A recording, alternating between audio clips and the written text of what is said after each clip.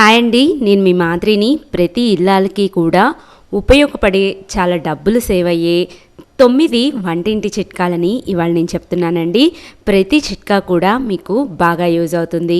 ఇంకా ఈ చిట్కాల్లోకి వెళ్ళిపోదామా? నెయ్యిని, వెన్నపూసని మనం బయట నుంచి తెచ్చుకుంటూ ఉంటాం కదా, ఇట్లాగా ప్యాకెట్లలో. దీన్ని ఎలాగా ఈజీగా మనం రీఫిల్ చేసుకోవాలో ఈ చిట్కాలో మీకు తెలుస్తుంది. మనం ప్యాకెట్ కట్ చేసినా కానీ చాలా గట్టిగా ఉంటుంది. అలాగే మనం రీఫిల్ చేసుకోవాలన్నా కూడా చాలా ఇబ్బందిగా ఉంటుంది. దానికోసమని మనం ఏం చేయాలంటే, ఇలాంటి వెడల్పాటి బాండీలోకి కొంచెం హాట్ వాటర్ని యాడ్ చేసుకోండి. మరీ ఎక్కువ వేడి ఉండద్దు, అలానే మరీ తక్కువ వేడి కూడా ఉండద్దు. గోరువెచ్చ కన్నా కొంచెం ఎక్కువ వేడి ఉండాలి. ఇప్పుడు దీంట్లోకి మనం బయట నుంచి తెచ్చిన ఈ నెయ్యి ప్యాకెట్ని కానీ వెన్నపూస ప్యాకెట్ని కానీ దీంట్లోకి వేసేసి ఒక 15 నిమిషాల పాటు వదిలేయండి. 15 నిమిషాల తర్వాత చూస్తే మనకి ప్యాకెట్కి అనేది ఏది కూడా అంటుకోకుండా ఇలాగా ఈజీగా మొత్తం అంతా కూడా కరిగిపోయి బయటకు వస్తుంది.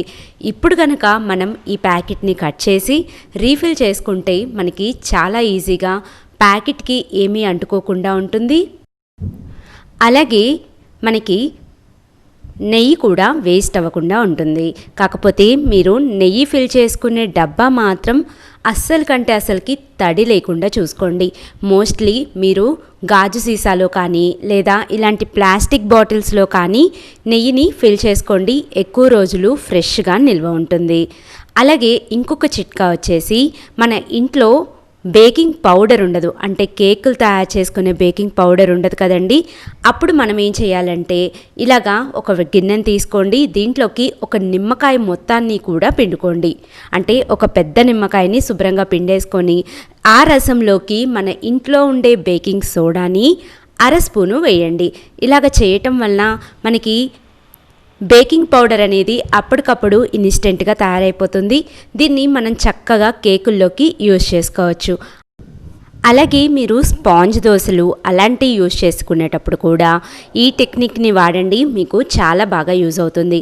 అంటే బేకింగ్ పౌడర్కి రీప్లేస్గా మనం ఈ చిట్కాని వాడుకోవచ్చు.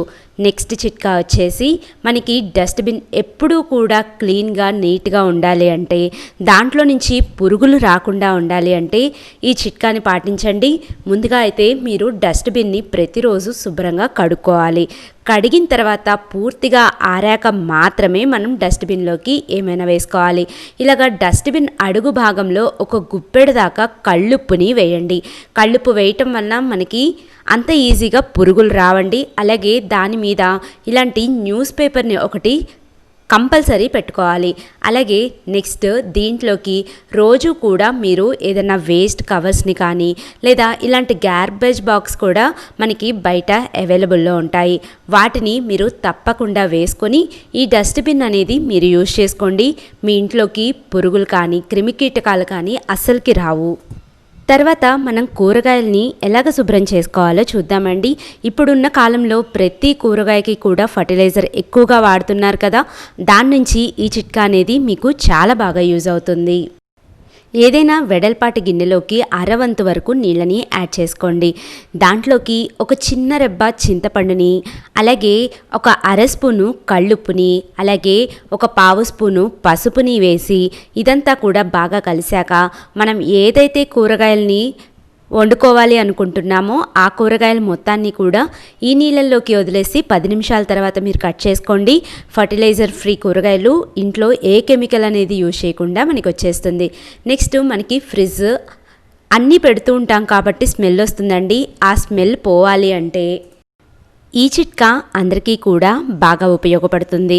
రకరకాలు పెడుతూ ఉంటాం కాబట్టి మనం ఫ్రిడ్జ్లో ఇలాంటి ఒక అరచక్క నిమ్మబద్దని పెట్టినట్లయితే ఈ నిమ్మకాయ మిగతా బ్యాడ్ స్మెల్స్ మొత్తాన్ని కూడా క్యాప్చర్ చేస్తుంది. ఇలాగా మనం ఫ్రిడ్జ్లో ఈ నిమ్మబద్దను పెట్టేసుకుంటే మనకి చక్కగా ఫ్రిడ్జ్లో ఎటువంటి స్మెల్ కూడా రాదండి. అలాగే మనం ఇడ్లీ, దోశ పిండ్లు వేసుకుంటూ ఉంటాము.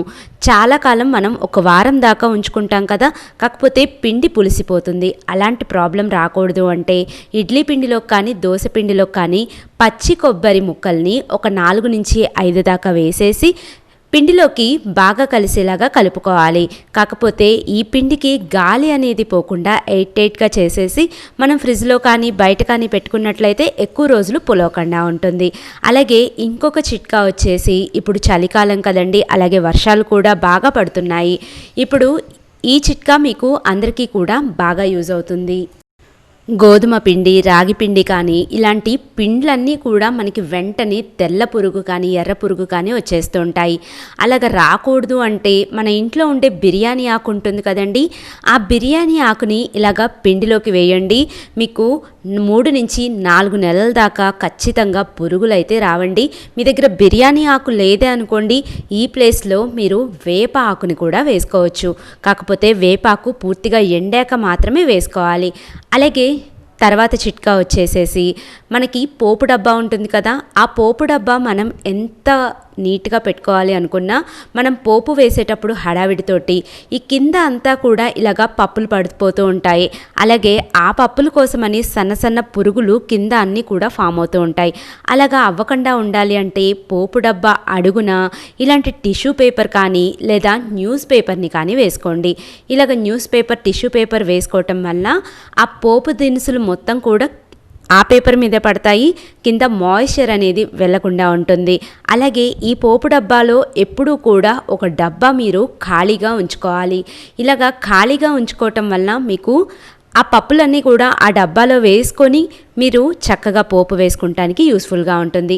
అలాగే ఒక స్పూన్ని కూడా ఖచ్చితంగా పోపు డబ్బాలో ఉంచుకోండి, మీకు చాలా బాగా యూజ్ అవుతుంది. ఇలాగా అన్ని పప్పులు కూడా ఒక డబ్బాలో వేసుకొని నీట్గా ఈ పోపు మొత్తాన్ని కూడా మన నూనె తాలింపులోకి వేసుకోవచ్చు.